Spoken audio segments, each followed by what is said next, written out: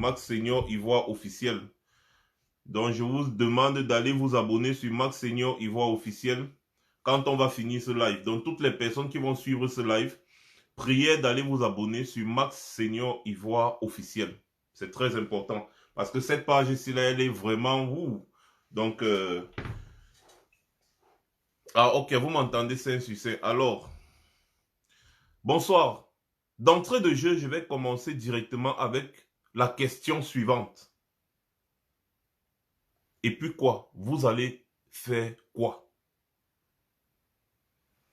Cette question nous a été posée par les sardinards. Vous allez faire quoi? Cette question nous a été posée par un sardinard, j'ai nommé Dieudonné Essomba, qui dans un débat et dans certains posts sur les réseaux sociaux, a posé cette question en faisant allusion à une prise de pouvoir par Franck Biya. Il a dit, vous allez faire quoi? Franck Biya a des généraux dans sa poche. Il a presque tout le gouvernement de Biya dans sa poche. Donc si on le met là comme étant le dauphin du père, vous allez faire quoi?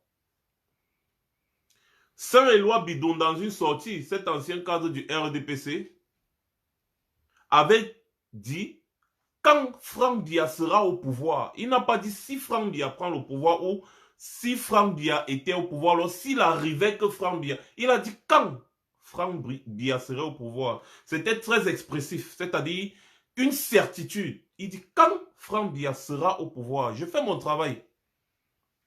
Je dénonce. Quand il y a des actions, je peux participer. Mais il faudrait que chacun d'entre nous fasse comme je fais. On ne peut pas combattre seul. La lutte, ce n'est pas seulement de venir écouter ce qu'on dit et après aller dormir. Ça fait 3 ans que je vous dis la même chose. Venir écouter ce qu'on dit et aller dormir. Chacun doit être engagé au même niveau. Pas d'excuses. Chacun doit être engagé au même niveau. Le même niveau d'engagement, rappelez-vous. Parce qu'on chante le président Maurice Kamto matin, président Maurice Kamto le soir. Dans son discours de fin d'année, l'année passée en 2020, en décembre 2020, il a dit « Je fais ma part, faites pour vous ». C'est exactement cela. Et je pense que je passe presque le clair de mon temps à vous dire la même chose. Notre pays est en plein, c'est-à-dire en plein carrefour là. C'est-à-dire, il y aura un choix. Soit on prend la route de droite, soit on prend la route de gauche. Et les gens qui sont au pouvoir, pour vous dire vrai, sont en train de faire leur travail. Lequel? Celui de tout faire pour se maintenir au pouvoir. C'est de bonne guerre. Parce qu'au-delà de la politique, on doit comprendre qu'il y a aussi du cynisme dans ça. C'est de bonne guerre. Ils sont au pouvoir et ils luttent pour rester. Quand en face, nous ne luttons pas pour prendre le pouvoir, ils auront l'avantage. C'est une certitude, ils auront l'avantage. Donc les gars, je reviens donc à ce que je disais. Quand Saint-Éloi Bidoum disait,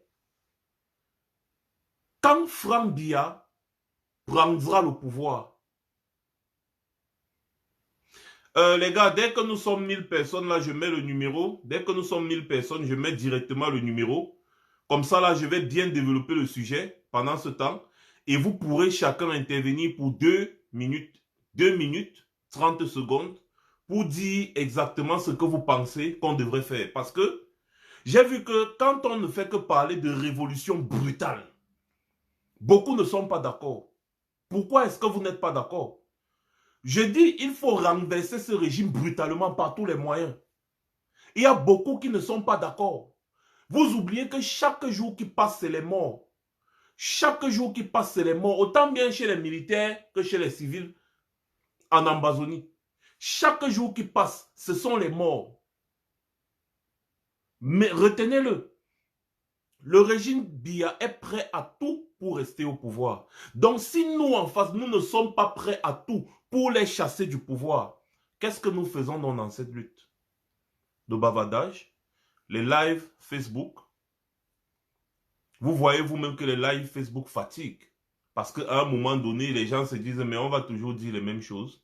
Et c'est la raison pour laquelle, effectivement, vous voyez, non seulement ils se sont arrangés pour signaler massivement nos pages et on n'arrive plus, n'est-ce pas, à rassembler un maximum de personnes sur nos pages. Ce n'est pas anodin. Ce qu'ils font, c'est de bonne guerre. C'est maintenant à nous de bagarrer pour pouvoir former un groupe. C'est à nous de bagarrer pour pouvoir former un groupe. J'ai très mal au cœur quand je vois la distraction dans laquelle les Camerounais se plongent matin, midi, soir. On dirait que chacun cherche un sujet de buzz sur lequel s'accrocher. Chaque fois, en oubliant l'essentiel, en oubliant ce sur quoi nous nous sommes lancés, en oubliant ce dans quoi nous nous sommes engagés. C'est la recherche du buzz quotidien. Qu'est-ce qui s'est encore passé aujourd'hui? Qu'est-ce qu'on a dit? Entre les débats sur les plateaux télé, entre les posts sur les réseaux sociaux, entre les ceci, entre les... Remarquez bien, je ne fais plus trop de posts sur les réseaux sociaux. Parce que tu vas poster aujourd'hui, tu vas poster demain, c'est toujours la même chose. Au final, on veut quoi? Je vous ai dit quelque chose au début de ce live. Les Sardinats nous disent Franck Biya sera au pouvoir. Vous allez faire quoi? On sera sur les réseaux sociaux en train de commenter. Comme quand le président élu était enfermé. La majorité de ses partisans étaient en train de commenter sur les réseaux sociaux. Dans les débats télé et consorts. Entre avec une dictature, autant pour moi, on n'a pas de sentiments. C'est pour ça que nous sommes très combattus. Parce que nous, on dit les choses crues et ils savent que nous sommes capables de faire ce que nous disons. Mais malheureusement, on ne peut pas faire seul. On ne peut pas faire seul. On a besoin des Camerounais dans ces projets. Alors, qu'est-ce que vous en pensez et qu'est-ce qu'on attend? Bonsoir, bonsoir à tout le monde. Bonsoir encore. Qu'est-ce qu'on attend? Si les gens là mettent le gars là au pouvoir, comme le fils d'Idriss Déby a pris le pouvoir au Tchad. Chose inimaginable. Il n'était que dans la garde présidentielle. La garde présidentielle, c'est la garde présidentielle. Normalement, la garde présidentielle n'a rien à voir avec l'armée nationale. La garde présidentielle, leur rôle, c'est de protéger le président qui est en place. La garde présidentielle n'a pas vocation à prendre le pouvoir dans un pays. La garde présidentielle, c'est la garde présidentielle. Ils sont comme des gardes du corps. Ils n'ont pas vocation à penser même politique. Ils sont comme les gardes du corps, quel que soit le président qui entre là-bas. Quel que soit le président élu par le peuple qui entre dans la présidence, le rôle de la garde présidentielle, c'est de garder le président, de protéger le président, de veiller à son intégrité physique. C'est le rôle des gardes présidentiels et rien d'autre. Mais le fils d'Idriss Déby, général à 37 ans, général 4 étoiles à 35 ans, à 37 ans, général 4 étoiles, du jamais vu. Je n'ai jamais vu ça dans ma vie. Il est général d'armée 4 étoiles à 37 ans. Son père meurt, on ne sait pas où il est mort assassiné, on dit que les rebelles l'ont tué. Le gars il balaie toute la constitution. Et ce qui est marrant, c'est qu'il dit qu'il veut protéger les institutions. En même temps, il balaie toute la constitution et toutes les institutions établies. Et il instaure un pouvoir militaire. D'ailleurs, le Tchad a toujours été un pouvoir militaire, mais ce n'est pas ça. Il n'est pas le général le plus aguerri. Il n'a jamais été à la tête de l'armée, il n'est pas le chef d'état-major, rien. Mais, étant le fils de son père, ayant les pouvoirs, parce qu'il est le fils d'Idriss Déby, c'est pour ça qu'il est général à 37 ans. Général 4 étoiles. Il a pris le temps pour prendre tous ses galons. Il est allé en guerre. Non, il est de la garde présidentielle. Donc, ce qui veut dire que il a fait comment pour être général 4 étoiles à 37 ans? Quels sont ses faits d'armes? Non, c'est ça l'Afrique. Et c'est ce qui est en train de se passer au Cameroun. Quand on voit comment Franck Biya sort, tu vois Vondoayolo baisse la tête, il dit oui, monsieur. Pourquoi? Parce que Franck Biya est le fils de Paul Biya. Franck Biya sort, il y a tout un cortège, il y a les gars de la DSP qui sont derrière, il y a les militaires, il y a les policiers qui lui donnent le café, les policiers qui donnent le café au fils du président de la République.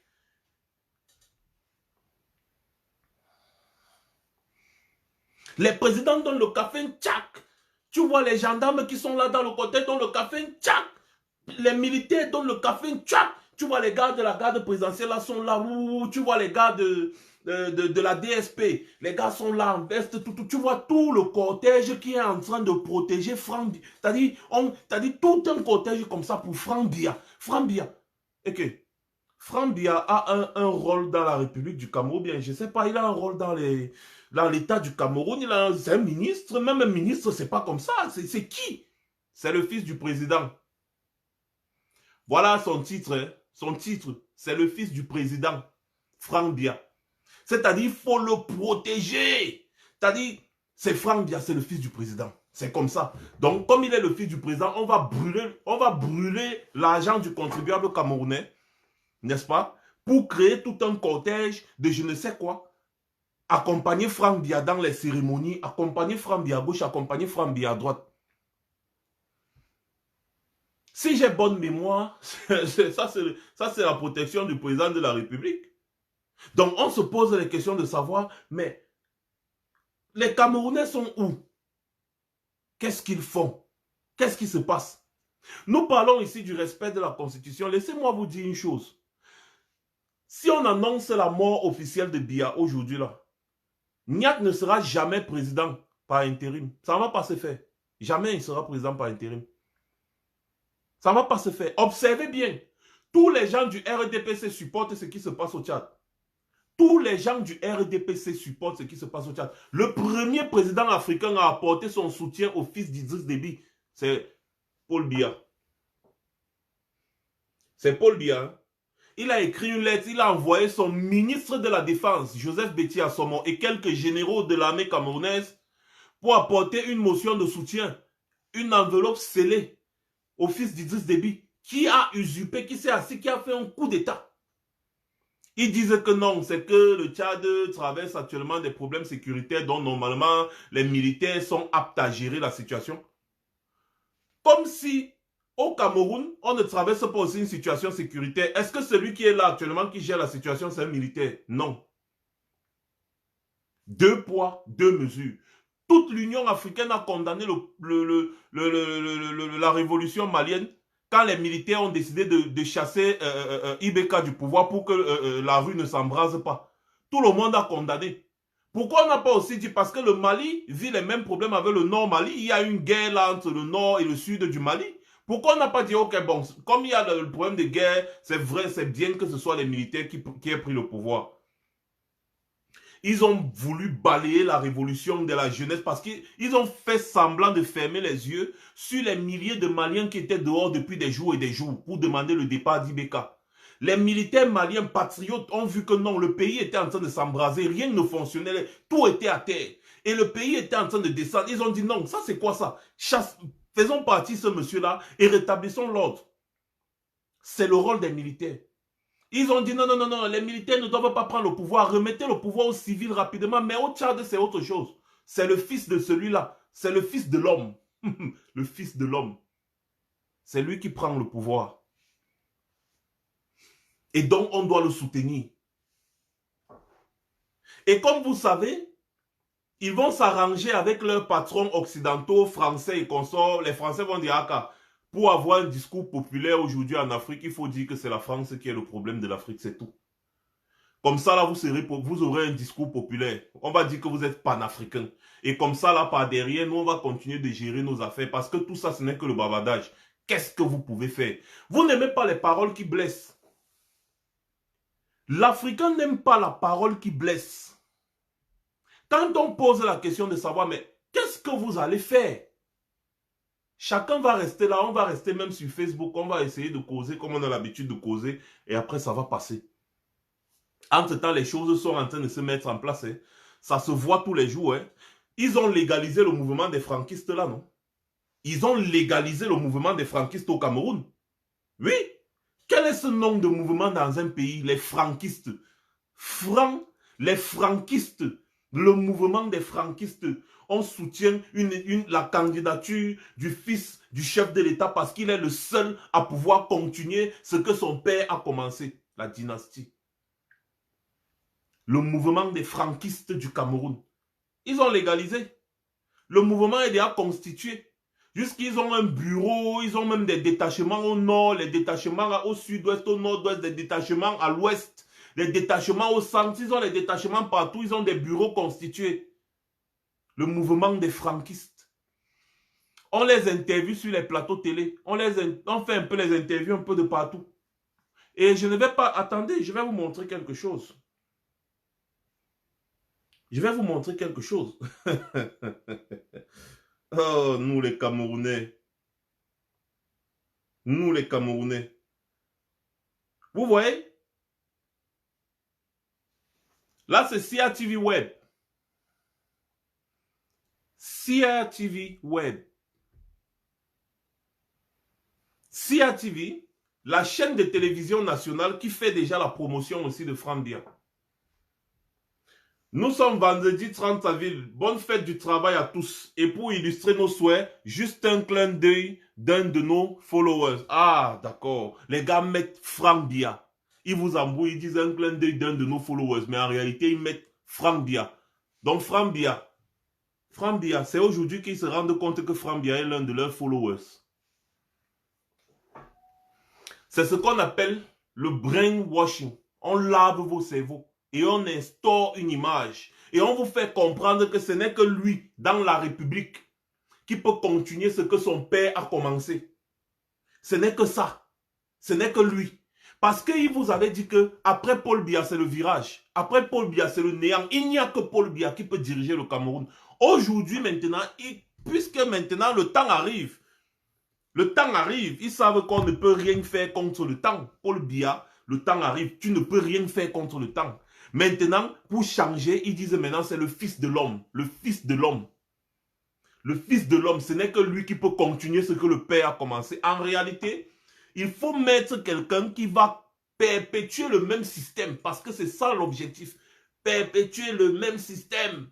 Et Adema, là-bas au Togo, à Limbongo, au Gabon, voilà en Guinée équatoriale, Obiangema qui va mettre son propre fils bientôt, parce que son fils a occupé tous les grands postes jusqu'à aujourd'hui, il est vice-président. Sassou Nguesso, son fils va prendre le pouvoir après lui. Ça s'est passé au Tchad. C'est au Cameroun en train de se passer. On pose la question. Et en plus, il vous pose la question. Qu'est-ce que vous allez faire? Et moi aussi, j'ai envie de poser la question là aujourd'hui. Qu'est-ce qu'on va faire? Et donc, mes chers frères, je vois que on est un peu très court aujourd'hui. Hein, on n'arrive pas à se connecter. Ce n'est pas grave. Si les gens baissent les bras, qu'est-ce qu'on peut bien y faire? Moi, je continue de faire mon travail, je dénonce. Ceux qui veulent partager, ils n'ont qu'à partager. Ceux qui ne veulent pas partager, qui sont déjà fatigués de la lutte, ils n'ont qu'à se coucher, aller attendre le Congo-Ça. Moi, Marc Seigneur Ivoire, je ne fais pas le Congo-Ça. Je resterai toujours concentré, n'est-ce pas, sur l'objectif qui est Biya et sa bande. C'est comme ça là que ça fonctionne. Je resterai toujours concentré sur l'objectif qui est Biya et sa bande. Parce que c'est eux le problème du Cameroun et personne d'autre. Donc écoutez un peu, je vais essayer de mettre rapidement le numéro pour ceux qui voudront, n'est-ce pas, nous dire exactement qu'est-ce qu'on peut faire. Qu'est-ce qu'on peut faire? Qu'est-ce qu'on va faire? Parce que les Sardinats nous ont posé la question. Qu'est-ce qu'on va faire? S'ils mettent Franck Biya au pouvoir, on va faire quoi? Voilà, donc 0044. Vous pouvez noter aussi là-bas en ce temps, hein?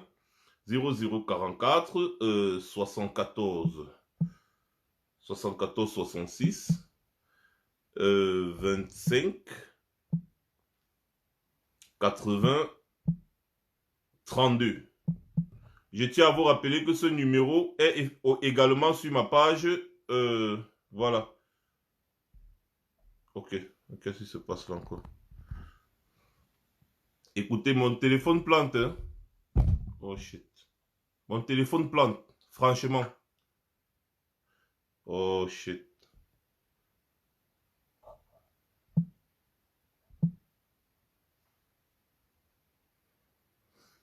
Mon téléphone plante. Je n'arrive pas à vous suivre. La caméra bug et tout ça. Attendez. Retrouvez-moi sur Max Senior Ivoire officiel, les gars. Max Senior Ivoire officiel. Parce que là, le téléphone est complètement off. Oh, c'est pas vrai. Qu'est-ce qui se passe? Non, c'est pas le téléphone, c'est la page qui embête.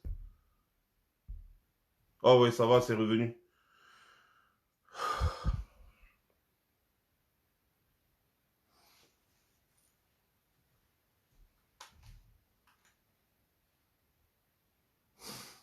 Le numéro... Oh shit. Le numéro est encore parti. Permettez-moi de remettre le numéro, les gars.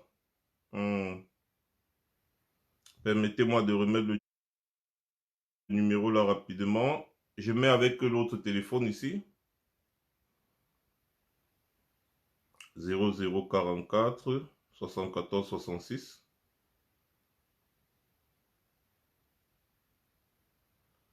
74 66 25 80 32. Voilà. Et puis, je vais essayer de voir comment épingler ça. Épingler, c'est bon.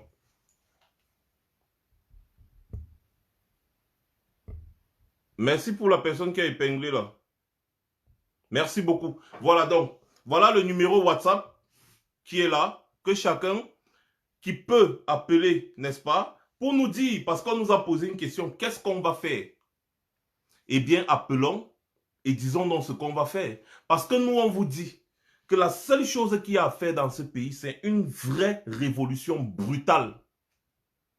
Une révolution brutale.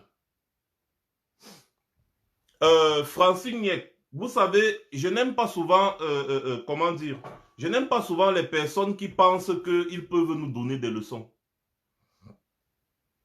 Parfois, quand vous n'avez rien à dire, taisez-vous ou désabonnez-vous, déconnectez-vous. Parce que là, on parle des sujets très importants. Mais comme vous êtes sournois, vous venez, vous pensez pouvoir faire croire aux gens que nous ne soutenons plus le président Maurice Kamto. Tu penses que je ne sais pas que le président Maurice Kamto existe ou bien qu'il est là? Nous, on doit tous resserrer les rangs derrière le professeur Maurice Kamto. C'est ça, ça suffit? On doit tous resserrer les rangs derrière le professeur Maurice Kamto. C'est bon? Quand Nelson Mandela était en prison, est-ce que l'ANC s'est contenté de dire on doit resserrer les rangs derrière le président Maurice Kamto? Est-ce que nos rangs ne sont pas déjà resserrés derrière lui? Cette fuite en avant là, il faut arrêter ça. Quand vous n'avez rien à dire, ne commentez même pas.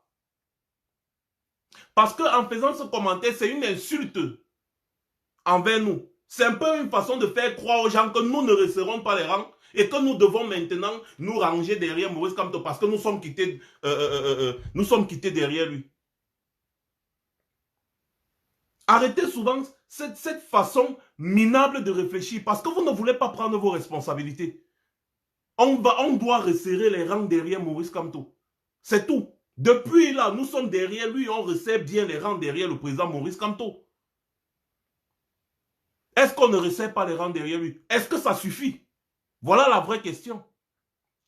Resserrer les rangs, machin, est-ce que ça suffit donc? C'est ça la vraie question, ça ne suffit pas. Chacun d'entre nous doit prendre ses responsabilités. Arrêtez la fuite en avant parce que vous ne voulez pas être responsable. Vous ne voulez pas être responsable. C'est pour ça que beaucoup se cachent. Ils se cachent derrière Maurice Kamto. On se lève là, on dit non, on doit resserrer les rangs. Non, c'est Maurice Kamto, on doit resserrer les rangs derrière lui. Pendant ce temps, lui-même, le président Maurice Kamto dit, je fais ma part faite pour vous.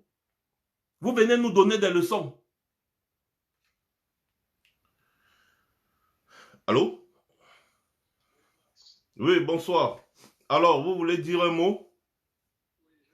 Ok, on vous écoute en 2 minutes et demie. Vous êtes en direct. Ok, premièrement, oui, je vais dire une chose, c'est que quand il va arriver au pouvoir, vous allez faire quoi? Vous allez faire rien du tout. Dans les gènes. Par exemple, je suis un pro-tête colonial, donc forcément, il connaît un numéro. Et que je dis, c'est simple, c'est que c'était évident tout ce qui allait s'arriver. Vous n'allez pas, quand je dis vous, je dis les gens comme moi ou des coloniales, là, vous êtes rares dans la révolution. Vous mettez dans votre tête que vous êtes seul. Tu vas m'excuser ce langage. Vous, c'est pour dire que les gens qui veulent la méthode que tu veux, c'est la seule et unique méthode. Si vous ne passez pas par la méthode brutale, Franck Biya va être au pouvoir et ça va passer comme une lettre à la poste. Le problème qui se pose, c'est quoi? C'est que c'est la constitution. Il dit la constitution du Bamileke. Je reviens toujours sur ça. C'est le Bamileke qui a les clés pour libérer le Cameroun. Au moment où je parle là, les Bamileke anglophones, je précise, c'est eux qui ont fui, qui sont à Yaoundé. Tu sais qui sont en train de se battre dans le Nosso? Ceux qui se battent dans le Nosso, ce sont les anciens Ekan que les Allemands avaient rattrapés quand ils faisaient la guerre en 1800. Ils sont allés là-bas au Nosso. Ils se sont appelés Assang, Apan, Asanga, Atanga. Ce sont les Ekan. Ils se sont mélangés, ils ont mélangé et ils ont adopté la culture anglophone. Donc, les Bamileke ont toujours la culture du pacifisme et ça n'a jamais quitté les jeunes. Et je dis et je le redis, ne rêvez jamais qu'un Ekan va chasser Biya au pouvoir. Parce que Biya, c'est le roi des Ekans. Je le dis même ça, c'est le roi.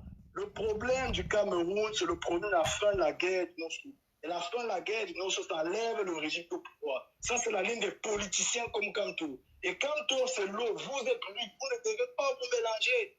La raison pour laquelle, moi je le dis, moi je vois ça venir. Franck Biya va être au pouvoir, vous tous allez t'exiler peut-être jusqu'à la fin de vos jours.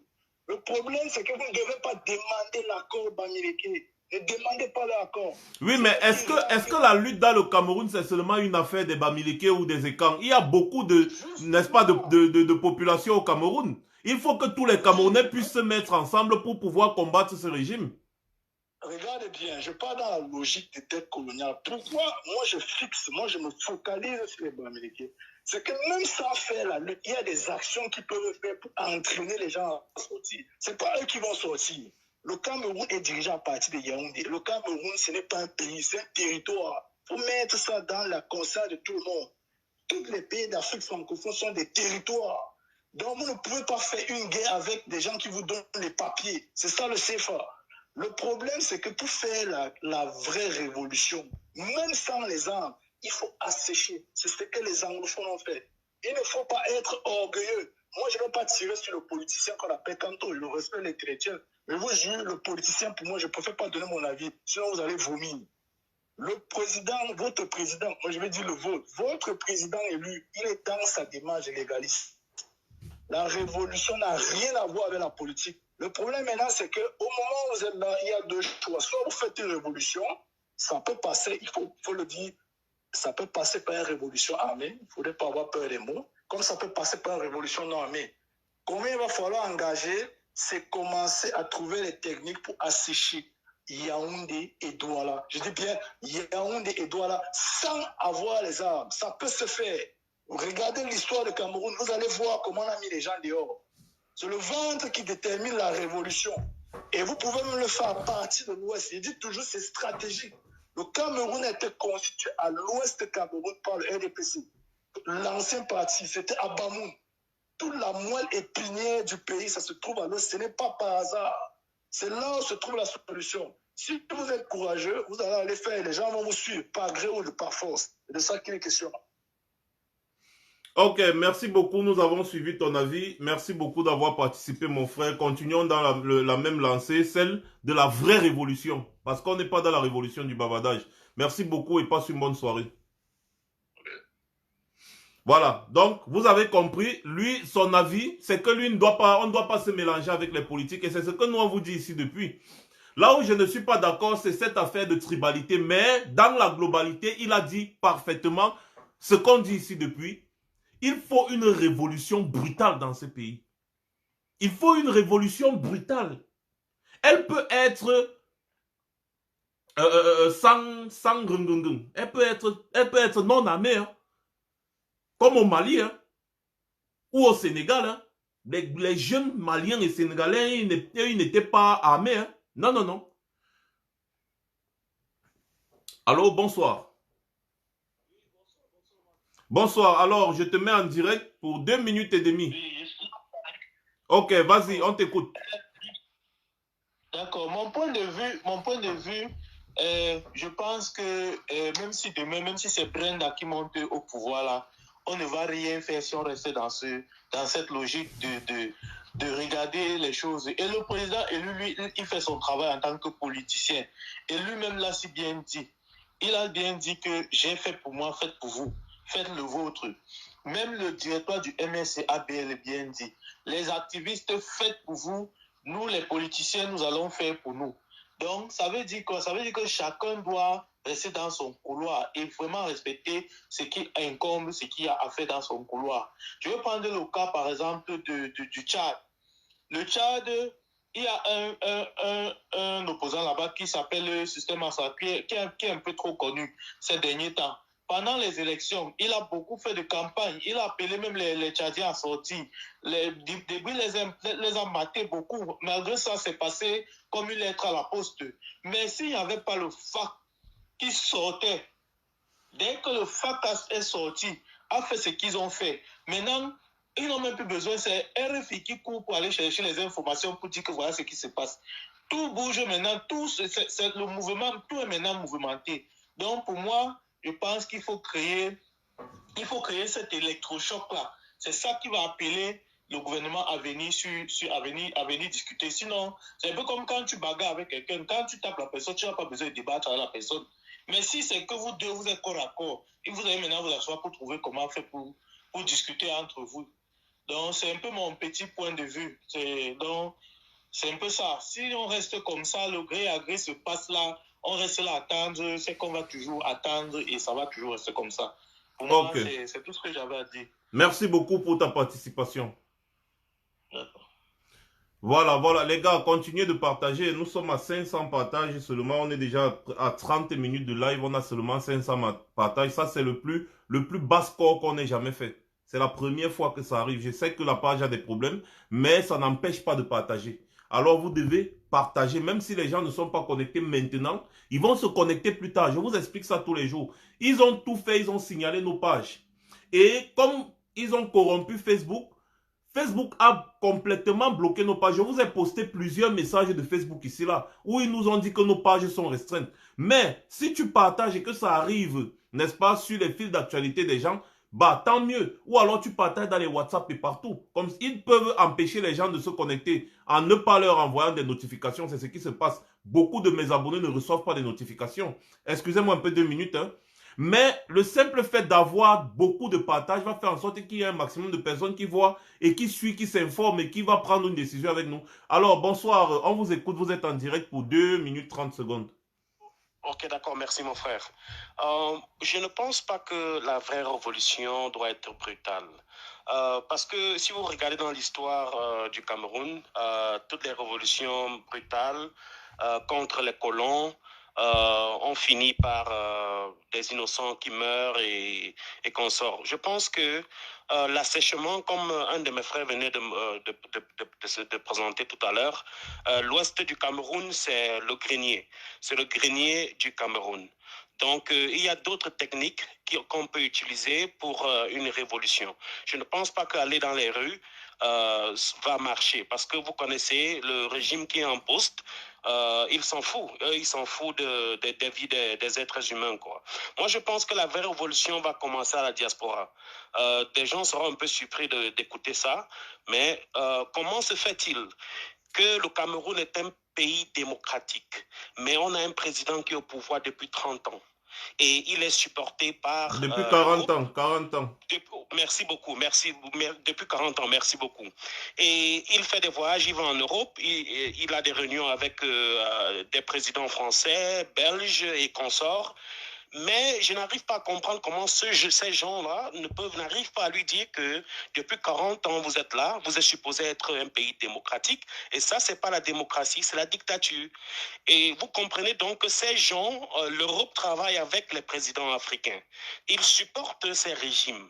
Donc, je pense que la révolution aussi doit commencer à la diaspora, à l'étranger. C'est pas seulement en Afrique. Donc, ces chefs d'État européens doivent comprendre que les Africains ne sont pas contents du système politique qu'ils ont instauré en Afrique. Merci beaucoup.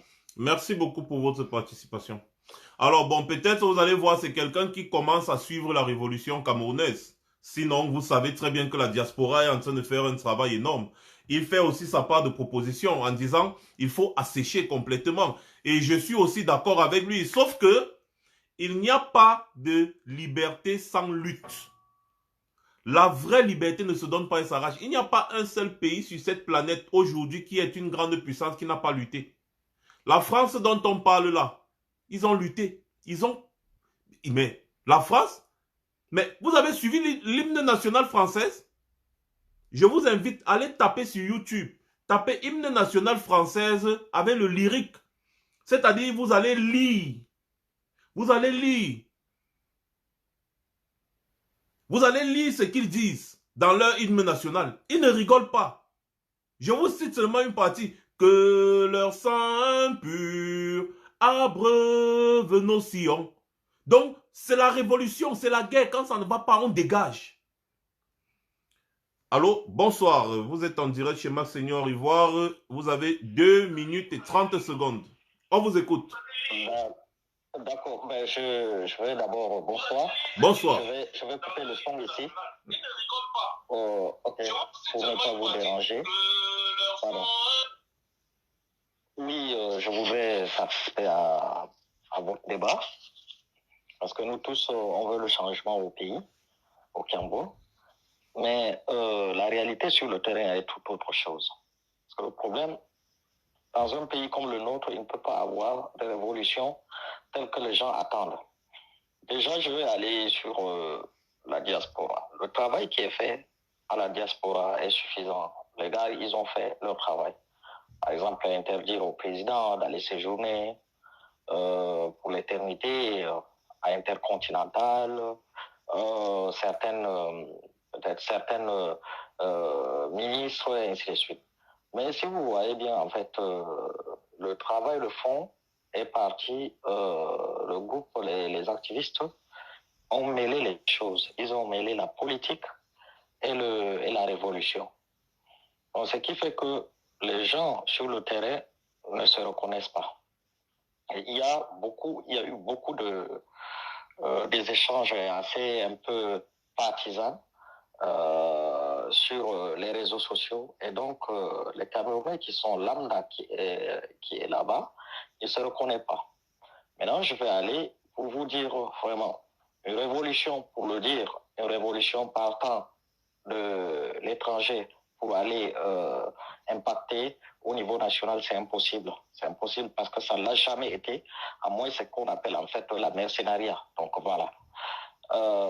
Pour dire qu'une révolution, parce qu'on se révolte à New York et machin, tout ça, c'est beaucoup plus ça dans le cadre diplomatique. C'est pour faire à la mission internationale, les organisations internationales, pour dire, ben voilà, il y a quelque chose qui se passe au Cameroun, ainsi de suite, comme vous le faites d'habitude, et comme tous les pays font.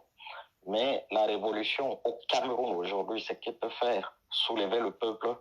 Je ne vois pas l'impact tant que l'opposition ne s'est pas réunie et aller ensemble. Ok, merci, on a écouté votre point de vue. Merci beaucoup d'avoir participé. Restez connectés parce que nous allons lancer la grande messe qui se passera tous les samedis soirs à 21h30, heure de Paris, qui sera très participatif et nous aurons parfois des invités surprises. Merci beaucoup pour la participation et bonne soirée. Par contre, je vais chuter sur ceci. Ok, allez-y. Je veux dire, il y a quelqu'un qui peut faire. Il y a 2 personnes pour le moment sur l'échiquier, sur la politique nationale. Il y a 2 personnes qui peuvent faire soulever le peuple. Il n'y a que Cabral Libi et Kamto, parce qu'ils ont assez de personnes. Mais ces gens-là, à condition qu'ils se mettent devant. Donc voilà. Et là, je ne vois pas un Camerounais parce que c'est des gens qui jouent beaucoup plus sur ce qu'on appelle en fait la question juridique et la peur des risques de certains trucs. Donc voilà. Voilà. Merci beaucoup. On vous a écouté. Alors, les gars, je vais encore revenir sur ce que je disais avant que l'appelant ne nous interrompe. Suivez bien l'hymne national française. Je vais un peu essayer de chanter au début si je me rappelle encore des paroles. Allons, enfants de la patrie, le jour de gloire est arrivé. Loin de nous de la tyrannie, l'étendard sanglant est levé. L'étendard sanglant est levé. L'étendard sanglant est levé. Entendez-vous dans les campagnes, aux armes citoyens, formez vos bataillons. Marchons, marchons, que leurs âmes impures, le sang, que leur sang impur abreuve nos sillons. Vous suivez un peu l'hymne national d'un pays? Vous suivez l'hymne national d'un pays? La France. Aux armes, citoyens, formez les bataillons, l'étendard sanglant est levé. Loin de nous la tyrannie. Marchons, marchons, que leur sang impur abreuve nos sillons. C'est-à-dire quoi? On doit seulement bagarrer pour pouvoir manger. On doit lutter pour pouvoir manger. On ne va pas faire abreuver les sillons avec l'eau, mais avec leur sang, le sang impur des envahisseurs, des tyrans, des dictateurs. C'est comme ça. Les pays comme ça se sont révoltés contre leurs dirigeants. C'est comme ça là qu'ils ont pu obtenir cette liberté. Et aujourd'hui là, ces pays sont complètement... Ah oui, merci beaucoup contre nous de la tyrannie. Merci beaucoup. Je ne me rappelle plus de toutes les paroles. Merci Jenny la perle. Il y a beaucoup de paroles que j'ai oubliées. Contre nous la tyrannie. Oui, merci beaucoup. Loin de nous. J'ai dit loin de nous. Oui, c'est ça. J'ai encore beaucoup de lapsus en ce qui concerne, n'est-ce pas, c'est pas facile. Oui, oui, merci beaucoup. Contre nous la tyrannie. Voilà. Vous voyez? Écoutez les mots, mais dans notre hymne national, au Cameroun, berceau de nos ancêtres, va debout et jaloux de ta liberté. Jaloux de quelle liberté? Vous êtes libre où? Comme un soleil, ton drapeau fier doit être un symbole ardent de foi et d'unité. Vous n'êtes pas unis. Même celui qui a la tête du pouvoir depuis 40 ans vous divise avec les affaires tribales. Vous avez 70 ministres, 60 sont de la même région, mais ils vous parlent de paix et d'unité. Unité dans quoi? Quelle paix? Quand le peuple revendique, il parle de tuer, comme ce qui se passe au Nozo actuellement. Voilà l'hymne national d'un pays. Attendez un peu, je prends le prochain appelant. Allô, bonsoir. Vous êtes sur Max Senior Ivoire. Nous vous écoutons en 2 minutes et 30 secondes. Allô, bonsoir, monsieur Max et tous vos téléspectateurs. Bonsoir, on vous écoute. Vous êtes en direct. Oui, je voulais juste apporter une petite contribution. Hein, voilà. Je pense qu'il y a un problème de traîtrise. Voyez-vous, le Camerounais est l'homme le plus traître qui puisse exister sur la terre. Parce que si on parle de révolution, c'est bien. Et comme tu l'as dit, il n'y a jamais eu de liberté sans révolution dans tous ces pays qui sont développés. Mais avec le Camerounais, c'est ça le problème. Qui va accepter aujourd'hui aller, je ne sais pas. Je prends un cas simple, celui d'Ebala. Regardez ce qui s'est passé avec Ebala. Hein? Combien sont partis à la poste, au niveau de la poste? Donc, c'est de tels ajustements qui font en sorte que chacun maintenant a peur et se dit, si je vais, comment est-ce que je vais aller mourir pour à la cause je vais aller me livrer pour défendre le Yaoundé ou bien le Bassa ou bien le Bamileke. Non. Donc il y a ce problème de division, de traîtrise. Chacun calcule ses intérêts au Cameroun. Tant que ça n'entre pas dans la bouche d'un citoyen, cela ne le concerne pas. Donc je pense que c'est là où il y a le problème et tous les Camerounais devraient travailler sur cet état. Oui, mais nous savons déjà qu'il y a ce problème de division, de traîtrise et tout ça, des Camerounais individualistes et consorts, égoïstes aussi à la limite, mesquins. Mais nous, on veut des solutions aujourd'hui. Mais attendez, qu'est-ce qu'il faut faire? La solution ne peut que passer, Max. La révolution ne pourra que passer uniquement chez nos frères anglophones. Parce qu'ils ont prouvé depuis cette guerre qu'ils sont comment dirais-je, des patriotes et que rien ne pourra les séparer. D'accord, donc selon vous, il faut soutenir les Ambazoniens. Il faut les soutenir jusqu'à la gare. D'accord, merci beaucoup. Pour allier leur art. Parce que à un moment même, ils nous ont considérés, nous les francophones, comme ce que nous sommes d'ailleurs. D'accord. D'accord. Cette révolution a commencé, nous n'avons jamais été avec eux et c'est maintenant que nous essayons. D'accord. Et puis, comme, voilà, mieux vaut tard que jamais, rallions ces gars, soutenons-les et puis voilà. D'accord. Merci beaucoup pour votre participation et passez une bonne soirée. Merci. Allô, bonsoir. Vous êtes chez Max Senior Ivoire. On vous écoute. Vous avez 2 minutes et 30 secondes pour permettre à d'autres personnes de participer également. Vous êtes en direct. Veuillez couper le volume de votre côté, s'il vous plaît. Coupez le volume sur l'appareil de l'autre côté, s'il vous plaît. Un instant, ouais. Ouais, Max, c'est le banane de Yingui. En fait, d'accord. J'ai suivi, n'est-ce pas, il y a un interlocuteur là-bas là, qui a dit que des leaders comme Cabral, mais attends, Cabral ne peut même pas s'entendre sur le code électoral consensuel. C'est la bataille d'après dans laquelle on va l'associer. Moi, je me pose la question.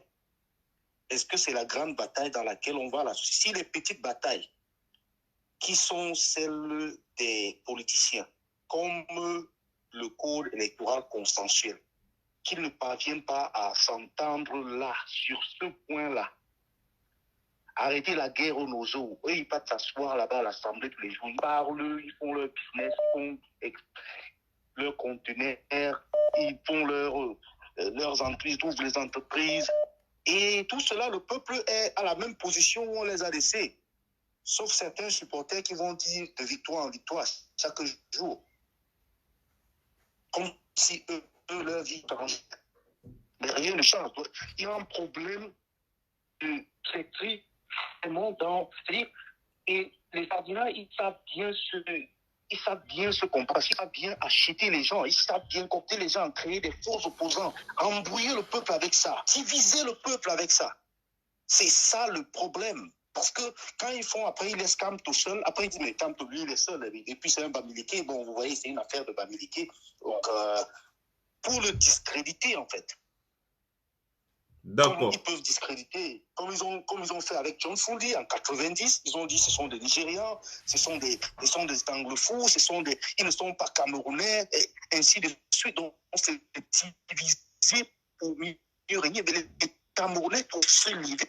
Parce que nous, à la diaspora, on a fait ce qu'on pouvait faire, on continue de combattre, mais il reviendra aux Camerounais de sortir. J'ai entendu dire là que non, si on sort, ça ne marche pas, parce que le régime, il est sanguinaire. Il n'est pas plus sanguinaire que celui de Escoparé. Il a tué les gens. On a tiré sur les gens là-bas, on a tiré sur les gens au Mali, on a tiré sur les gens un peu partout. Mais les gens sont sortis, ils ont réussi à surmonter cela. S'ils ont surmonté cela là-bas, ils peuvent le faire au Cameroun. On l'a fait en Tunisie, ils peuvent le faire au Cameroun. Donc, il ne faut pas rester là sur cette image-là de dire que non, comme il y a la violence, ça ne sera jamais possible. Les Burkinabés ont dit pareil, mais ils ont trouvé le courage de surmonter ça. Je suis sûr qu'il y a des gens au Burkinabé qui ont dit ça. Je suis sûr qu'il y a des gens au Tchad qui le disent. Il y a des gens qui le disent également, qui l'ont dit également au Mali. Mais ils ont réussi à surmonter cela. Donc, les Camerounais doivent prendre leur destin en main et reprendre leur pouvoir. C'est tout. Voilà. Donc, merci beaucoup pour la parole. Merci beaucoup, mon frère. Passe une bonne soirée. On est ensemble. Voilà. Vous voyez, la révolution, c'est la révolution. Ce qui est sûr, on aura toujours des pertes. De toutes les façons, tu luttes, tu vas mourir. Tu ne luttes pas, tu vas mourir. Alors, autant mieux lutter et mourir pour une bonne cause. C'est ce que je vous dis ici depuis. On n'a plus peur de ça. On ne doit plus avoir peur de ça. Alors, allô? Bonsoir, vous êtes sur Max Senior officiel Alpha, autant pour moi. Vous avez 2 minutes et 30 secondes pour, n'est-ce pas, vous exprimer. Merci beaucoup. Vous êtes en direct. Merci. Merci.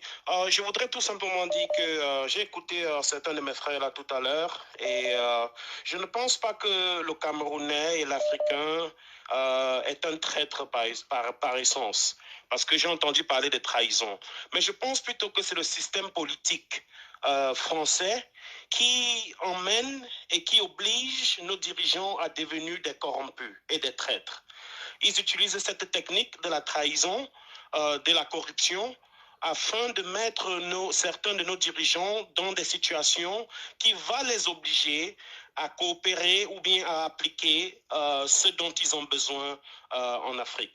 Donc, si vous avez eu l'occasion d'écouter Thomas Sankara, le feu Thomas Sankara, il a parlé exactement la source et l'origine des problèmes africains et comment y sortir. Donc, si on veut parler de révolution, moi j'inviterai mes frères à écouter les discours de Thomas Sankara. Il a détaillé en pièces détachées les problèmes africains et il a étalé la politique française en Afrique. Raison pour laquelle il a perdu sa vie. Donc, Thomas Sankara a fait un très bon travail. Il est mort, mais sa pensée et ce qu'il nous a laissé. Il nous a laissé son discours. Et je pense qu'en tant qu'Africains, nous devrions écouter ce qu'il a dit dans ses discours afin d'accomplir l'objectif optimal qui est de sortir de cette situation. Donc, c'est tout ce dont j'ai à dire, mais je pense qu'on devrait visiter les discours de Thomas Sankara, car il a tout dit, il a tout détaillé. Et la politique française n'est que là pour obliger, même si c'est Kamto qui devient président aujourd'hui, mes frères, je vous assure, Kamto peut devenir même plus pire que Biya. Donc, il y a une politique française. C'est la politique française qui transforme nos dirigeants en des gens méconnaissables. Pas forcément. Donc, il faut que le dirigeant ait cette envie. Voilà pourquoi je ne vais pas trop te couper parce que tu as dit peu. Donc, une possibilité. Donc, c'est pas une assurance ou une certitude. Mais il faut que le dirigeant, n'est-ce pas, ait l'envie, n'est-ce pas, de faire ce que les autres la disent. Parce que si les dirigeants se comportent comme Thomas Sankara s'était comporté, je ne pense pas qu'il y aura un problème. On a un exemple palpable en Afrique, avec Paul Kagame, avec le président du Ghana. Pourquoi son nom part toujours de ma tête quand je veux parler? Même l'ancien président du Ghana qui était mort, là, Rawlings. Donc on a quand même ces exemples-là qui ont dit non. Et ils sont restés au pouvoir. Ensuite, la démocratie a continué. C'est une possibilité, certes, mais je ne pense pas que le président Maurice Kamto puisse le faire parce que c'est un homme qui a prouvé, n'est-ce pas, que lui, il est complètement contre les méthodes néocoloniales. D'ailleurs, il a fait plusieurs conférences à ce sujet sur comment achever la décolonisation. Donc, continue un peu. C'est la raison pour laquelle il n'est pas au pouvoir. Parce que, comme vous le savez, c'est effectivement pour ça. Il n'a pas reçu les soutiens nécessaires, lui. Quelqu'un a compris leur système, leur stratégie de jeu. Et ils évitent que cette personne prenne le pouvoir. Idriss Déby est mort dernièrement, tout simplement. Je ne sais pas si vous avez écouté le discours d'Idriss Déby avant sa mort. Il a dit des vérités qui n'ont pas plu la France. Donc ces gens, quand ils savent que vous avez compris leur tactique, leur système de jeu, ils vous éloignent du pouvoir. Donc je ne dis pas que Kamto ne peut pas faire le travail, mais c'est un peu difficile. Donc, parce que c'est le système français. Le système français est fait de telle enseigne que même les leaders, ceux qui deviennent présidents dans l'Afrique francophone, doivent être bénis par la France. La France doit donner leur support, leur apport. Donc je n'arrive pas à comprendre pourquoi la France se mêle toujours des problèmes politiques en Afrique. En fait, donc, je vais laisser les Africains gérer leurs propres Je vais ouvrir un débat dessus, parce que tu ouvres un point qui est très essentiel et j'aimerais que les Camerounais ou les Africains comprennent quelque chose de très pertinent, n'est-ce pas, dans ce genre de développement. Vous savez, je suis d'accord avec toi, n'est-ce pas, que Maurice Kamto ne peut pas faire ce travail. Oui, je suis d'accord avec toi. Pourquoi? Parce qu'il ne peut pas le faire seul. Pourquoi est-ce que ces dirigeants sont souvent dominés par la France? C'est parce que ce sont des dirigeants illégitimes qui n'ont pas été choisis par le peuple. Un homme comme le président Maurice Kamto est un homme très populaire. Et cette population-là forme autour de lui un bouclier. J'ai vu comme mon frère Wilfried Ekanga parler de la noix de coco. Maurice Kamto est comme l'eau qu'il y a dans la noix de coco. Si tu veux prendre la noix de coco et que tu croques pour pouvoir avoir accès à cette eau-là, mon ami, tu vas perdre toutes tes dents. Donc du coup, si un peuple forme un bouclier comme nous sommes en train de former actuellement autour du président Maurice Kamto, ces gens ne pourront pas l'atteindre, n'est-ce pas, pour lui imposer leur politique. Mais les dirigeants comme Biya, qui n'ont pas le soutien du peuple, ce n'est que normal qu'ils aillent avoir le soutien des gens comme ça. Parce que sans ces gens-là, ils savent qu'ils n'ont pas la légitimité populaire, donc ils ne peuvent pas être au pouvoir. Tu vois un peu la différence. Donc, oui, la solution, c'est que nous avons besoin d'un dirigeant ultra populaires. Comme en Afrique du Sud. En Afrique du Sud, un dernier exemple, s'il te plaît. Je vais te remettre tes 1 minute 30, je t'en prie. Un dernier exemple. Afrique du Sud, Nelson Mandela. La popularité de Nelson Mandela a poussé ces gens pour calmer les Sud-Africains. La popularité de Nelson Mandela a poussé ces gens à aller négocier avec Nelson Mandela, à le mettre au pouvoir. Tu vois un peu? Donc, et Nelson Mandela, pendant le temps qu'il a fait au pouvoir, il a géré l'Afrique du Sud. Tout le monde a vu comment il a pacifié beaucoup de pays en Afrique. Il faut parfois qu'on ait un homme ultra populaire à la tête de notre pays. Dans ce cas, ces gens-là n'auront aucune pression sur lui. J'ai dit aucune, et c'est ça le problème de l'Afrique. Ceux qui sont au pouvoir dans les pays sous-développés, n'est-ce pas, n'ont pas le soutien populaire. C'est pour ça que les gens-là qui sont là-bas de l'autre côté les malmènent, les méprisent et les maîtrisent comme ils veulent. Voilà, donc c'est un peu ça, mais on va ouvrir un débat dessus. Je te remets tes 1 minute et puis tu chutes. D'accord. Une autre question, c'est que pourquoi est-ce que la France s'accroche si tellement, si fortement aux pays francophones de l'Afrique? Qu'est-ce qu'il y a? Qu'est-ce qu'il y a qui les attire? Qu'est-ce qu'il y a en fait? Le sous-sol, bien évidemment. C'est qu'ils ne peuvent pas libérer ces pays comme d'autres pays européens ont libéré certains pays d'Afrique. Pourquoi la France s'y accroche tellement de l'Afrique, si bien qu'elles ont des bases militaires dans certains pays francophones? La monnaie, le CFA. Le CFA jusqu'aujourd'hui, c'est une monnaie française. Une monnaie française au XXIe siècle. Donc il y a quelque chose dont la France ne veut pas se libérer. Et je pense que ce sont nos matières premières, ce sont nos ressources. Parce que les pays d'Afrique sont tellement riches, ils voient des richesses illimitées sur le sol africain. Donc, nous devons comprendre cela. Et qu'est-ce qu'il faut faire? On doit fermer nos frontières et se lancer dans l'agriculture afin que les gens ne soient pas affamés. Comme la Chine avait fait. Affamé n'a point d'oreille. Donc on doit se lancer dans l'agriculture et fermer nos frontières et il n'y a plus de sortie de matières premières. Et ça va assécher la France et ça va la mettre dans une position de faiblesse. Mais c'est quelque chose qui sera difficile d'implémenter parce que cela va demander l'apport de tout le monde. Ce n'est pas une seule personne. Ok, merci, j'en ai terminé. Merci beaucoup. On ouvrira un débat dessus la semaine prochaine peut-être. Bonne soirée et merci pour ta participation. Okay, merci. Alors, je ne vais plus prendre d'appelants les gars. Donc, je demande, ma mère Karine, bonsoir encore une fois de plus. Je te demande de désépingler le numéro. Comme ça, là, je vais faire mon petit développé final. Et puis, on va se donner rendez-vous, n'est-ce pas, à la semaine prochaine. Je pense que mercredi soir, je ferai un live spécial contribution comme je viens de le faire.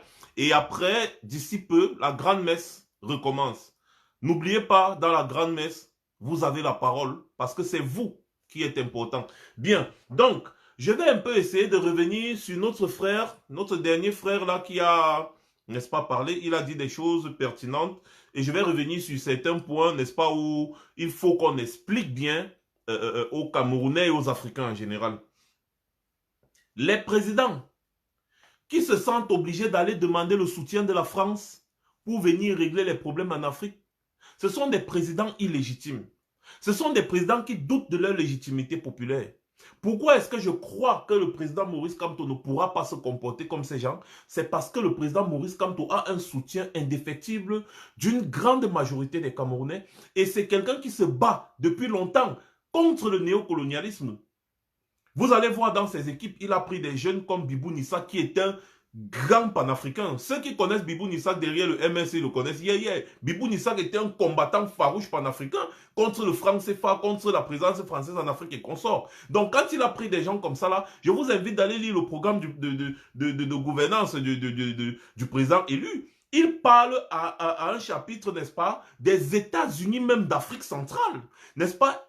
Il avait peut-être pour projet de travailler à l'union de la CEMAC, que la CEMAC devienne un seul et unique pays. Et ça va empêcher beaucoup de choses.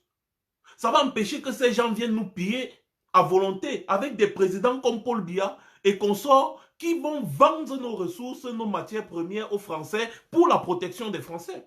J'ai été choqué. J'ai été abasourdi quand j'ai vu Félix Tshisekedi, nouvellement élu en République démocratique du Congo, aller au palais de l'Élysée, demander l'aide à la France pour venir combattre les gens qui sont en train de semer le désordre dans le Nord Kivu. Vous-même, vous ne voyez pas que c'est la sorcellerie. Après, on va accuser la France d'être montée, accuser la France d'être descendue. Moi, je n'aime pas cette fuite en avant. Ces gens jouent leur partition. Quand on va partir de ce principe, et le jour où on va comprendre que ces gens-là jouent leur partition, ce jour-là, on aura beaucoup évolué. On va se rendre compte de beaucoup d'erreurs que nous faisons. Et c'est pour ça que j'en veux encore à nos panafricains. Je leur en veux beaucoup parce que ils sont en train de mettre la charrue avant les bœufs. Quand ils vont laisser les problèmes et s'attaquer directement, non, la France est montée, la France est descendue, la France est montée, la France est descendue. Mais attendez, vous voulez que la France la fasse quoi? Le monde-ci, c'est comme ça que ça se passe. Les gens luttent pour la survie. Vous savez, c'était quoi le rôle des armées? Pourquoi est-ce que les armées ont été créées? C'était non seulement pour protéger les territoires des invasions étrangères, extérieures, mais c'était aussi pour aller dominer d'autres territoires, pour chercher les ressources, permettre, n'est-ce pas, qui vont permettre de nourrir les populations. C'était ça. C'est pour ça que l'armée d'un pays a été créée, ou bien les armées ont été créées. C'était pour ça. Les Romains, leurs militaires ne se contentaient pas de rester à Rome. Ils partaient chercher des territoires pour dominer ces territoires. Et ce sont les richesses de ces territoires-là qui rapportaient à Rome. C'est ça qui permettait de nourrir Rome. Ils s'en allaient dominer des territoires. C'était des conquérants. Ils allaient conquérir des territoires. Parce qu'il fallait que les Romains survivent. C'est ça le rôle de l'armée. Le rôle de l'armée aujourd'hui chez nous en Afrique, c'est quoi? C'est de rester protéger le pouvoir politique. C'est tout. Rester, protéger le pouvoir politique. C'est tout. J'ai dit que je ne prenais plus d'appels. Donc, merci de ne plus appeler, s'il vous plaît. Le rôle de l'armée en Afrique, c'est de protéger le pouvoir politique. C'est tout leur travail. Ils ne font plus rien d'autre. Ils vont faire la répression. Ils vont rester dans les casernes. Dès qu'il y a quelqu'un qui conteste le politique, c'est la répression. Ils vont sortir les armes à feu qu'ils ont achetées pour tirer sur les populations. Ce n'est pas ça le rôle d'une armée. La France que vous accusez tous les jours, ils continuent toujours avec ces anciennes méthodes. Ils vont conquérir des territoires. Parce que c'est ça qui leur permet de survivre. Nous sommes dans une lutte pour la survie. Vous pensez que les Français vont faire comment sans l'uranium que les gars pillent là-bas au Niger et un peu au nord Cameroun là? Ils vont faire comment sans ça? Sans l'uranium, là, on n'aura plus l'électricité ici là 24 heures sur 24. Ils vont faire comment sans le pétrole? Ils vont faire comment sans le gaz? Sans le gaz, on n'aura plus de chauffage, ce sera compliqué. Sans l'uranium, on n'aura plus. C'est-à-dire, le pays va régresser. Les TGV risquent de ne plus fonctionner. Les métros risquent de ne plus fonctionner. Et vous pensez un seul instant que les gars, pour vos beaux yeux, ils vont vous laisser comme ça là? Non. Ils ne vont pas vous laisser comme ça. Ah ben non. Les gars sont dans une lutte de survie et c'est de bonne guerre. Maintenant, c'est à nous de savoir ce qu'on veut et comment est-ce qu'on peut se constituer pour essayer, n'est-ce pas, de nous en sortir face à cette situation. Accuser les gens, c'est bien beau, mais qu'est-ce que nous on fait? Voilà la vraie question. Quand on laisse les hommes comme Félix Tshisekedi aller au palais de l'Élysée, demander le soutien de la France pour venir combattre des groupes armés dans son pays. Il a traversé le Congo, Brazzaville, il a traversé le Cameroun, il a traversé le Nigeria, il a traversé toute l'Afrique. Il ne pouvait pas aller en Afrique du Sud et demander l'aide de l'armée sud-africaine. Il ne pouvait pas voir comment, avec l'Union africaine, n'est-ce pas, former un petit contingent armé de presque tous les pays africains pour aller essayer de combattre les personnes qui sont au nord, qui disent ils sèment la guerre, les gars ont déjà tué plus de 1000 personnes en moins de 2 mois, nanani, nanana. Non, il va traverser tous les pays africains pour aller demander l'aide à la France, que les Français doivent venir s'associer avec lui pour tuer ses propres frères africains. Hein? Et vous pensez que la France va venir faire ça sans contrepartie? La France va lui dire non, tu vas nous permettre de contrôler le Nord Kivu. Là-bas, il y a le diamant, il y a l'or, il y a ceci, il y a cela. Comme ça sera notre paix. C'est toujours vous qui partez chercher ces gens. Idriss Déby est parti chercher les Français à plusieurs reprises pour venir tuer les rebelles tchadiens, bombarder les positions des rebelles tchadiens. À combien de reprises? Il a laissé l'armée du Cameroun, il a laissé l'armée du Nigeria, l'armée de l'Algérie même, l'armée de la Tunisie. Mais écoutez, l'Égypte, l'Algérie, ils ont une armée colossale. J'ai dit colossale. Ils ont laissé toute l'Afrique. Le Nigeria a une armée colossale et debout. Le Ghana, n'en parlons plus. Ils ont laissé toute l'armée de toute l'Afrique. L'Afrique du Sud a une armée incroyable.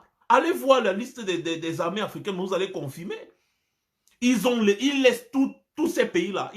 Ils partent demander à la France de venir bombarder les rebelles. Mais est-ce que vous-même, vous pensez que ces personnes illégitimes qui sont à la tête de nos pays veulent se libérer de cette histoire? Non. C'est parce que leur suivi dépend des gens là. Et donc, il faut un homme à la tête de nos pays qui puisse dire stop à ces personnes. Qui puisse dire non. Qui puisse dire, écoutez, restez de votre côté. Nous, on va gérer nos problèmes. Et ces personnes, les personnes comme ça sont rares. Vous voyez le président Maurice Kamto, est-ce que vous pensez que les gens ne savent pas que Paul Biya est un dictateur? Non. Mais eux, ils aident Paul Biya à perpétuer le pouvoir parce que Paul Biya leur donne ce qu'ils veulent. Nassau idée. Nassau idée. Il n'y a pas de demi-mesure. Et c'est de bonne guerre. C'est ce qu'ils veulent. Ils ne sont pas là pour... Ils ne sont pas là pour vos beaux yeux.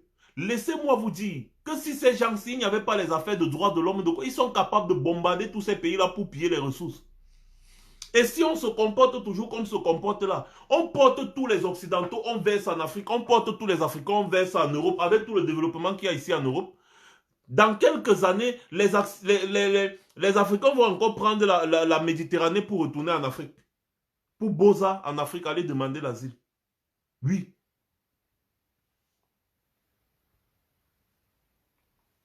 Vous voyez, voilà Boris, le machin qui dit que l'armée nigérienne n'est rien. Tu vois, tu simplifies l'armée nigérienne, c'est l'armée française qui est quelque chose, non? Alors, assumez-vous. Assumez-vous. Je suis en train de vous parler en français actuellement. On ne va pas me dire que panafricanisme monté, panafricanisme descendu et on fait des débats en français. Le français, c'est une langue africaine. Hein? Le français là, c'est une langue africaine. Je m'appelle comment? Sur mon acte de naissance, on a mis Brice. Brice. Brice. Brice.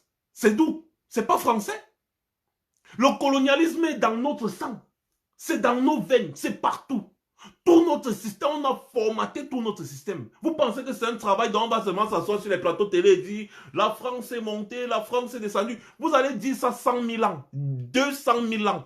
Ils seront toujours là et ils vont faire la même chose. La preuve, depuis que les chaînes de télé comme Afrique Média continuent de tirer, la France a dit que, tu vois un Toto comme Bandakani qui ouvre sa grande gueule, toujours en train de dire la France est montée, la France est descendue. Il protège Paul Biya. Pourtant, Paul Biya est en train de piller le Cameroun, mais il protège Paul Biya. Il va dire la France parce qu'il faut détourner le débat, détourner l'attention des Africains vers un pseudo-ennemi qu'ils savent très bien qu'on ne peut pas combattre si on n'a pas des personnes à la tête de nos pays qui sont capables de combattre. Donc, eux là, ce sont des personnes qui sont payées pour jouer ce jeu.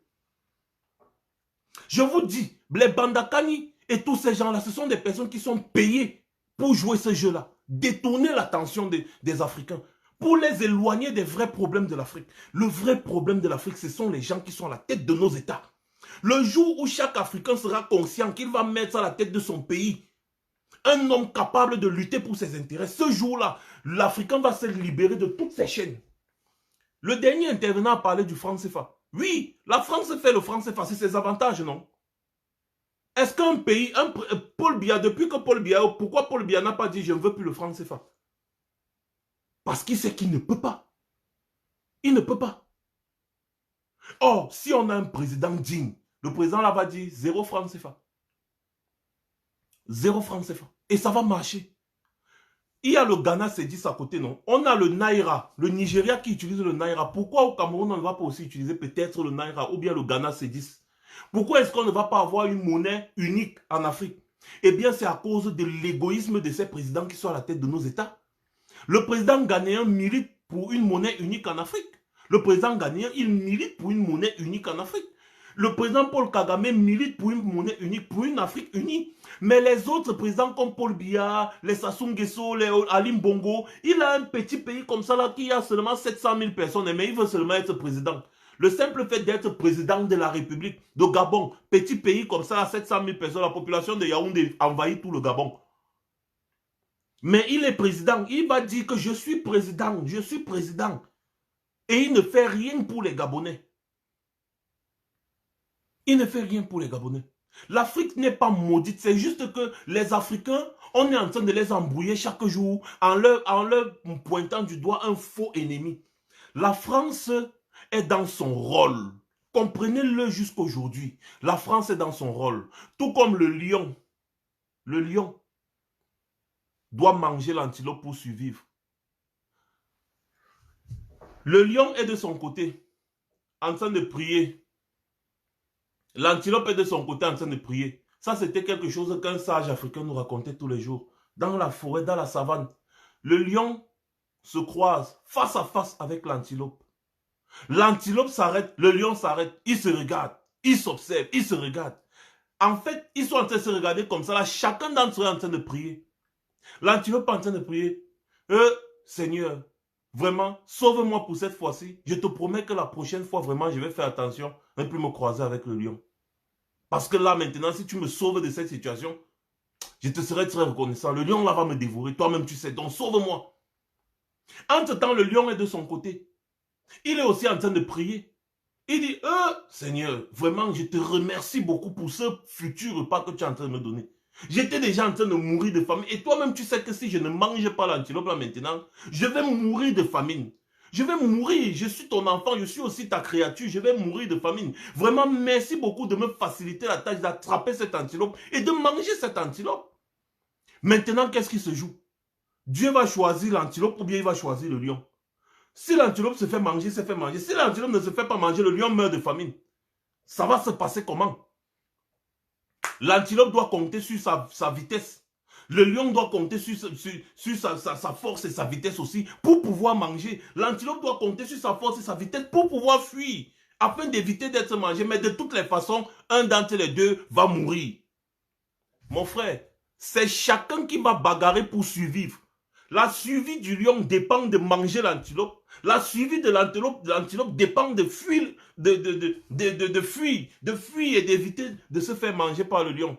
C'est exactement le schéma qui se passe, qui se dessine chez nous en Afrique. Les Français sont dans leur rôle. Ils sont dans un rôle de suivi. Emmanuel Macron, je vous répète encore, et tous les autres présidents français d'ailleurs, ont prêté serment pour protéger et servir la France et les Français. Défendre les intérêts des Français par tous les moyens. Ils n'ont jamais prêté serment de défendre les intérêts des Africains. Hein. Ce qui veut dire que si entre la France et l'Afrique, s'il faut choisir, selon vous, Emmanuel Macron va choisir quoi? Mais il va choisir la France. Si la survie de la France dépend du pillage de l'Afrique, mais Emmanuel Macron va choisir de piller l'Afrique pour pouvoir subvenir aux besoins des Français. C'est comme ça que ça fonctionne. Maintenant, c'est à nous, les Africains aussi, de lutter pour instaurer des règles et parler maintenant d'égal en égal. Tu veux mon pétrole coûte tant. Si tu ne payes pas, je vends ailleurs. Je m'en fous de toi. Et maintenant, le Français va regarder, il va dire, ouais, vraiment, je suis obligé. Et il va acheter. Parce que laissez-moi vous dire, entre les États, il n'y a pas d'amitié, c'est les intérêts. Il va voir que bon, il sera obligé d'acheter. C'est comme ça. Et pour ça, il faut des hommes intègres à la tête de nos États.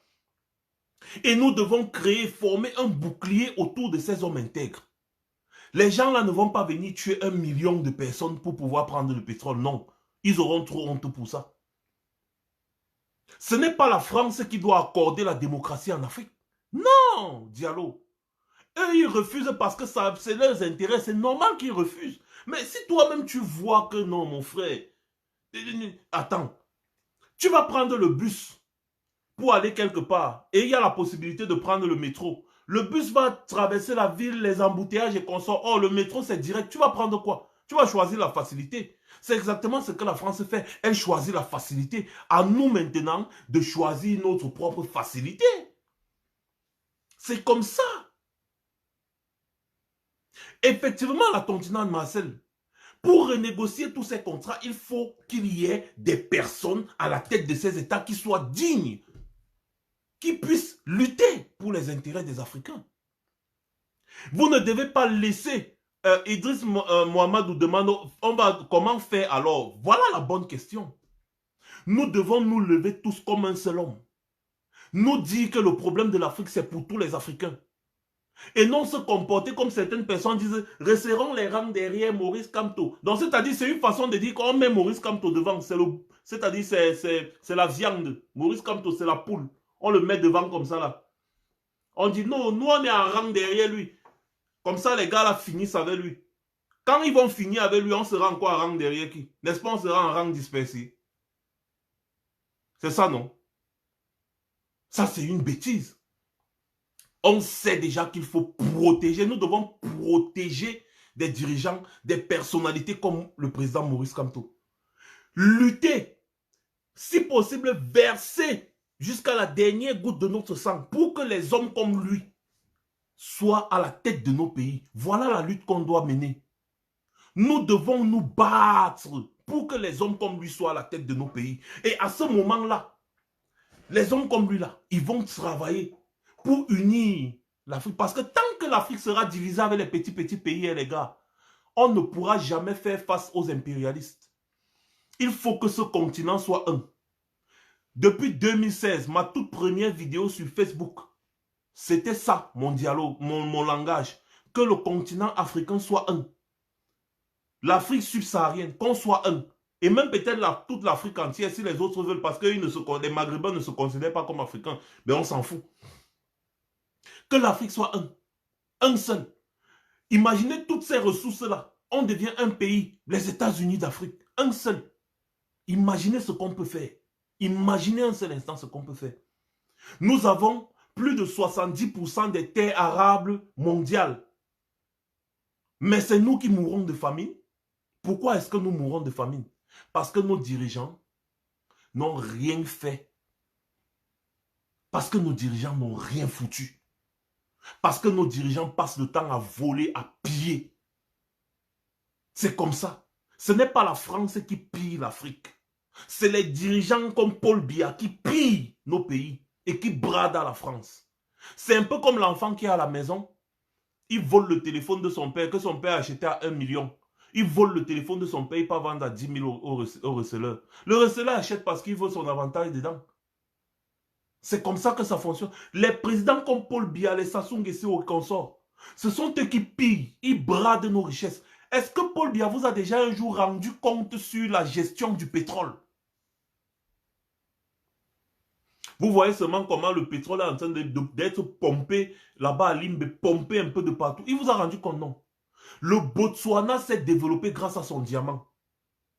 Est-ce que Paul Biya a déjà rendu compte un jour aux Camerounais sur l'exploitation du diamant au Cameroun? Je vous ai posté une vidéo. Pour ceux qui n'ont pas vu la vidéo, je vous invite à descendre encore quelques vidéos plus bas. Vous allez voir un reportage de France 24 sur cette page, Max Seigneur officiel Alpha, qui vous parle du pillage du sous-sol camerounais et des mines à l'est du Cameroun. Est-ce que vous savez qu'après Yokadouma, en 2011, avant 2011 même, on avait découvert l'un des plus gros gisements de diamants jamais découverts sur cette planète. Et quand on pense que le Botswana s'est développé avec le diamant, mais chez nous, on a découvert un gisement de diamants qui dépasse de loin les gisements de diamants du Botswana.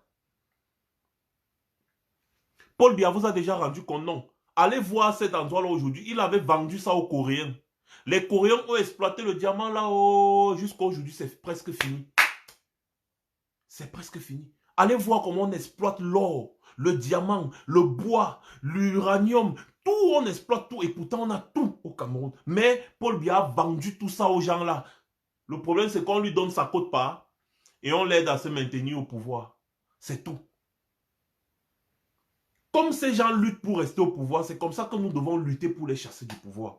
Arrêtons de dire on doit resserrer les rangs derrière le président Maurice Kamto. C'est ça la lutte. Ça suffit. Resserrer les rangs, ça suffit. Non, ça ne suffit pas. Nous sommes déjà tous des soutiens indéfectibles du président Maurice Kamto, mais ça ne suffit pas. Et lui-même vous a fait savoir, parce que lui-même il sait que nous sommes tous ses soutiens. Il sait que vous êtes tous ses soutiens. Il sait que la grande majorité des Camerounais le soutiennent. D'ailleurs, c'est pour ça qu'il est combattu comme si c'est lui qui dirige le Cameroun depuis. C'est pour ça qu'on le combat énormément. Il sait déjà, mais en décembre, il vous a dit quoi? Je fais ma part. Faites pour vous. Faites pour vous. Que chacun d'entre vous puisse faire sa part. Quand tu t'assois, tu fais un examen de conscience, tu te dis, qu'est-ce que je fais pour que cette lutte avance? Qu'est-ce que je fais pour que Paul Biya tombe? Nous avons déjà franchi un premier pas. Paul Biya ne vient plus en Europe. C'est une très grande victoire. Maintenant, on ne doit pas se limiter là. Il y a des étapes et des étapes à franchir. Ce régime doit tomber. Et comme tous les autres régimes africains qui ne travaillent pas pour les États africains, pour les populations africaines. Ce n'est que comme ça qu'on va commencer à lutter contre la France-Afrique que vous dites là. Parce que si un président se lève et dit, bon, les gars, la monnaie en France, là, on ne négocie plus, c'est bon, hein? Restez avec votre franc CFA, nous, on aura notre propre monnaie. Les Français vont faire quoi? Ils vont tuer tous les Camerounais? Non. Ils vont tuer tous les Africains? Non. Ils seront obligés d'accepter. Ils seront obligés, mais le point c'est que tous les dirigeants qui sont là ne peuvent rien. Vous attendez le mot d'ordre. Hein? Attendez le mot d'ordre du président élu, c'est bien. Quand Nelson Mandela était en prison, il n'avait pas besoin de donner un mot d'ordre. Et le mot d'ordre du président élu est très clair. Depuis décembre, il vous a donné le mot d'ordre. Je fais ma part, faite pour vous, c'est terminé. N'attendez pas qu'ils disent que allez dehors, faites ceci, cassez ou alors grévez. Machin. Non, non, non. Il vous a déjà dit, il est en train de faire sa part, effectivement, en tant que politicien, homme d'État, légaliste, il fait déjà sa part. Que chacun d'entre nous fasse pour lui. Nelson Mandela était en prison, l'ANC n'a pas arrêté de fonctionner. L'ANC a tellement mis la pression que les gens là, pour pacifier le pays, ils étaient obligés de remettre le pouvoir à Nelson Mandela. Oui, c'est comme ça qu'on connaît que tu as des soutiens. C'est comme ça qu'on ressent que tu as des soutiens. Si l'ANC n'était pas forte, c'est que les gars l'ont tué Nelson Mandela en prison, on avait fini avec lui comme la poule depuis. On avait fini avec lui depuis. Si l'ANC n'était pas là debout, et l'ANC avait une femme encore comme Winnie Mandela faisait le soya. Hey, Winnie Mandela, elle faisait le soya. Les gens me parlent de Mahatma Gandhi. Vraiment, j'ai ri. Allez lire. Hein. Peut-être vous croyez que comme vous nous traitez de cancre et d'illettrés, là, on ne connaît pas un peu les histoires. Moi, je ne connais pas lire. Mais je mets les documentaires sur YouTube. J'écoute. Je mets les documentaires, j'écoute. Mahatma Gandhi faisait quoi? Quand les Anglais venaient, ils disaient que, mais toi, tu es en train de parler de pacifisme tous les jours. Mais voilà tes sympathisants là-bas qui brûlent, qui cassent, qui font ceci, qui font cela. Il dit, ah, moi, je prêche le pacifisme, non. Mais est-ce que je vais empêcher les autres personnes de réagir comme eux y pensent? Chaque être humain a le libre arbitre. Je ne suis pas leur commandeur de conscience. Vous pensez que Mahatma Gandhi n'était pas au courant que les gens là faisaient tout ça? Il savait. Il jouait sa partition. Et il savait très bien que ce que ses supporters faisaient devait contribuer à la libération, n'est-ce pas, de son pays. C'est comme ça que ça fonctionne. C'est comme ça que ça fonctionne. Donc lui, Mahatma Gandhi, il était toujours là, il disait non, vraiment, la paix, la paix, la paix. Mais ses partisans étaient violents, très violents même. Vous voulez m'apprendre l'histoire des révolutions? Franchement. Sérieux, les gars. Quand on dit qu'on est prêt pour un monsieur, on doit vraiment être prêt. C'est même pas prêt avec la bouche. On doit être vraiment prêt. Le président, quand tu as les problèmes, il a deux problèmes. Il a d'abord le problème avec le régime Biya et il a encore le problème avec les impérialistes qui soutiennent le régime Biya. Et si nous, on ne se constitue pas comme un seul homme pour, c'est-à-dire former un nœud autour de lui, lutter, vraiment lutter, on va continuer le bavardage, ils vont mettre Franck Biya au pouvoir. Et ils nous ont posé la question, qu'est-ce que vous allez faire? Les gars, c'était Max Seigneur Ivoire. Je voulais qu'on cause ce soir. Je vous donne rendez-vous la semaine prochaine. Si tout se passe bien, j'ai dit bien, si tout se passe bien, la grande messe recommence samedi prochain à 21h30. Faites passer le message. Si tout se passe bien, si tout mon matos, c'est OK. Mais sinon, on va un peu faire quelques directs participatifs comme ça. Que chacun dise ce qu'il pense. Et comment est-ce qu'on peut organiser le soya. Parce qu'on doit briser le soya. C'est comme ça que ça doit se passer. Alors, Passez une bonne soirée. C'était Max Seigneur Ivoire.